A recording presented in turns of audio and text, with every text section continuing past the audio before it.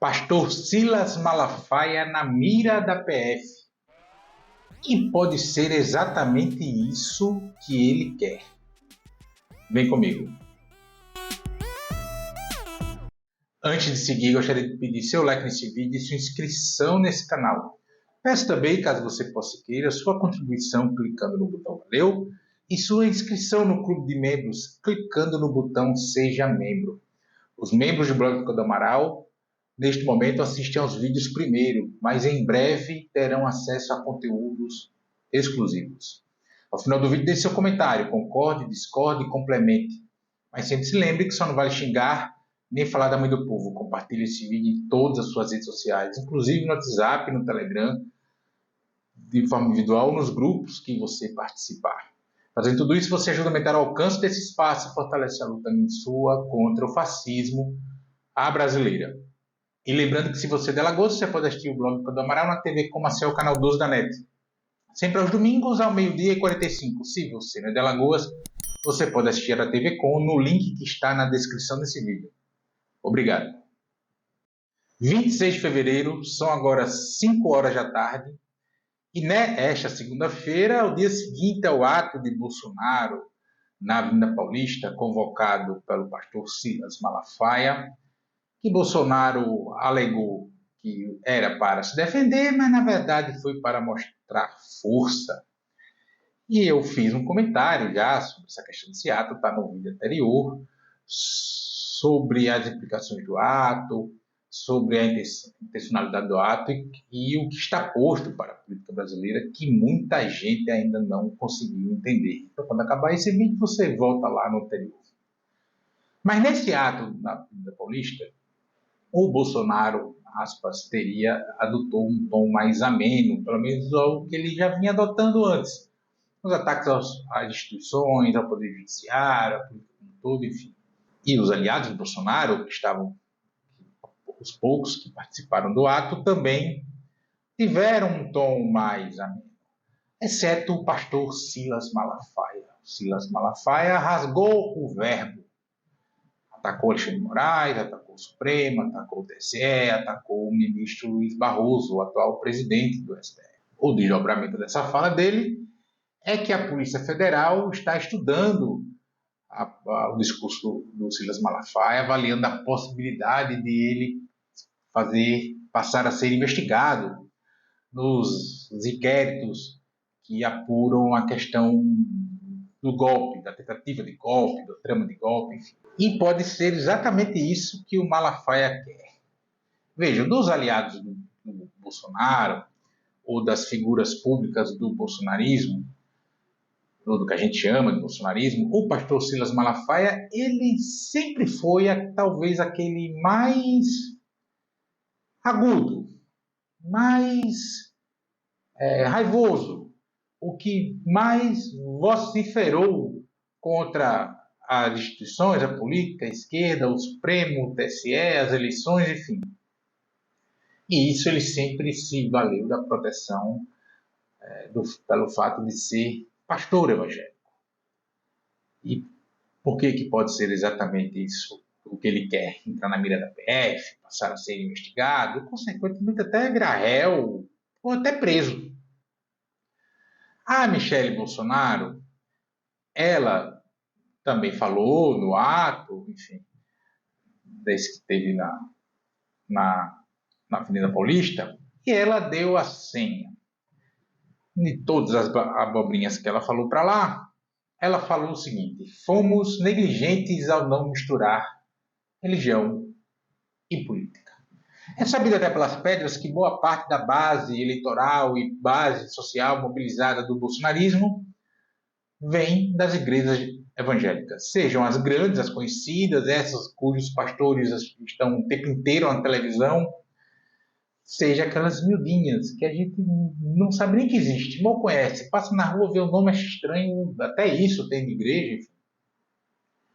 E ela deu assim: o Malafaia, ele agride, ele vai para cima mais do que o normal, sempre um tom acima dos demais, se valendo dessa proteção, e para usar, caso seja alvo de inquérito, caso se torne réu, caso seja preso, usar o argumento da perseguição religiosa. E é por isso também que há um certo milindre das instituições do Estado brasileiro, seja a Polícia Federal, seja o Poder Judiciário, em punir o Malafaia ou aplicar sanções ao Silas Malafaia, como no comparativo com uma pessoa, aspas, comum. Porque esse argumento vem fora. Somando a isso o fato da gente ter a política não polarizada, mas acirrada entre os dois espectros que disputam a política nacional, e sendo um desses espectros, o da extrema-direita, muito arraigado ao setor evangélico, às igrejas evangélicas, esse milindre faz sentido, porque isso pode acirrar ainda mais, inflamar ainda mais a horda bolsonarista, que se baseia, entre outras coisas, nesse debate pseudo-religioso. Por exemplo, no ato de 25 de setembro, o Joaquim de Carvalho, jornalista que trabalha no portal Brasil 247, colheu depoimentos de senhoras que estavam com bandeira de Israel. E elas diziam que defendiam Israel por defender o cristianismo. Claro, não foram essas palavras são minhas, mas foi essa a fala das senhoras. Nessa mistureba toda. A Michelle joga muito bem esse discurso de misturar religião com política. E é o que o bolsonarismo tende a se agarrar agora, neste momento, porque o cerco a Bolsonaro se fecha, esse ato na Paulista tanto faz que fez a quantidade de gente, não muda o destino jurídico do Bolsonaro, mexe um pouco neste momento com a relação política, porque esse ato foi do Bolsonaro para mostrar força política, não só aos adversários, mas aos aliados que estão sedentos pelo espólio desses votos. E o Bolsonaro começa num ritmo lento, gradual, mas perceptível, a ser meio que abandonado pela política. Vejam, um exemplo concreto. Bolsonaro elegeu alguns governadores, ou alguns governadores foram eleitos na esteira do Jair Bolsonaro. Ao total, em 2022, 13 governadores foram eleitos ali, se dizendo bolsonaristas, na cola bolsonarista, na campanha de Jair Bolsonaro, enfim. Mas só 4 foram ao ato em São Paulo. O próprio Tarcísio de Freitas, que é o governador de São Paulo, o Romeu Zema, o Ronaldo Caiado, de Goiás, e o Jorginho Melo, de Santa Catarina. Os demais não foram. O Ratinho Júnior, por exemplo, governador do Paraná, não foi.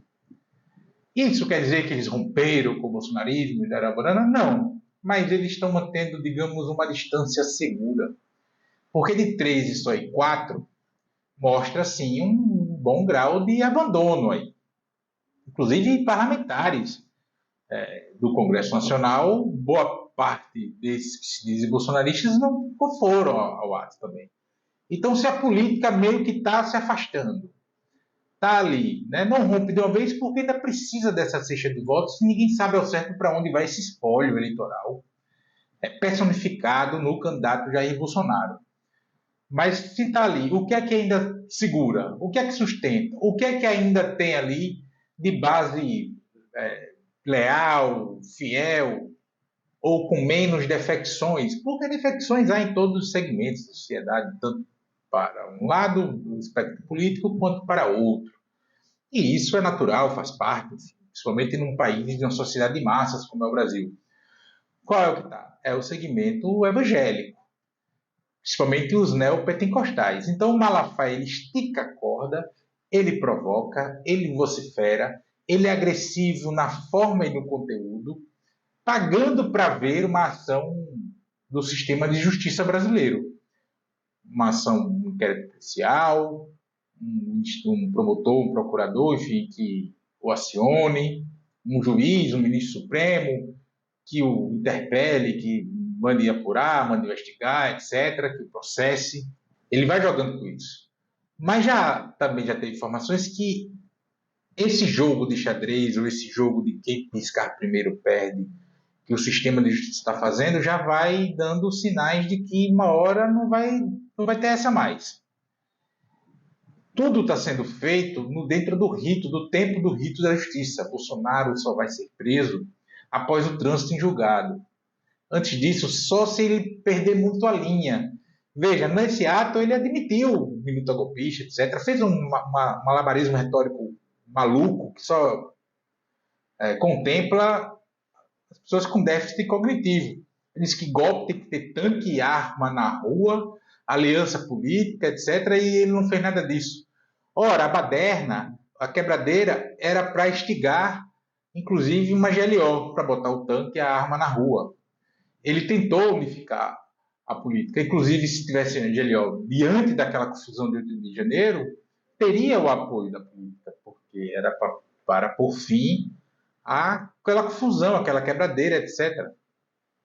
Quando ele estimulou os caras aí na diplomação do Lula, ou coisa que valha, foi para criar esse problema e gerar aí a justificativa de estado de sítio, arma na rua, tanque, etc., que ele estava falando. Então, só incauto, só pessoas com déficit cognitivo é que acreditam nessa besteira dele. E o Malafaia sempre esticando a corda. Por conta disso. Né? Ele desses pastores midiáticos, é o que mais se vincula a Bolsonaro, é o que mais cola na imagem do Bolsonaro, ou seja, ele é o mais instigado.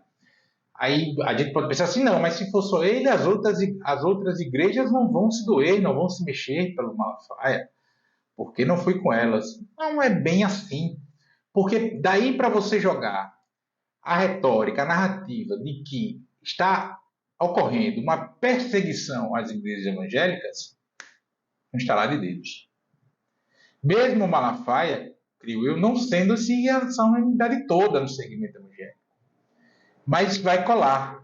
Não foi à toa o tanto de discurso falso durante a campanha de que Lula ia fechar a igreja, que não ia mais poder ter evangélico no Brasil, até católico, enfim. Não foi à toa, porque eles jogam com essa coisa, com esse pânico moral, com os valores religiosos das pessoas. E é sempre bom a gente lembrar que a maioria das pessoas não acompanha a política, não acompanha os pormenores da política, não acompanha absolutamente nada da política, a maioria delas. E aí a sua referência de informação e formação de mundo, muitas vezes, são os pastores.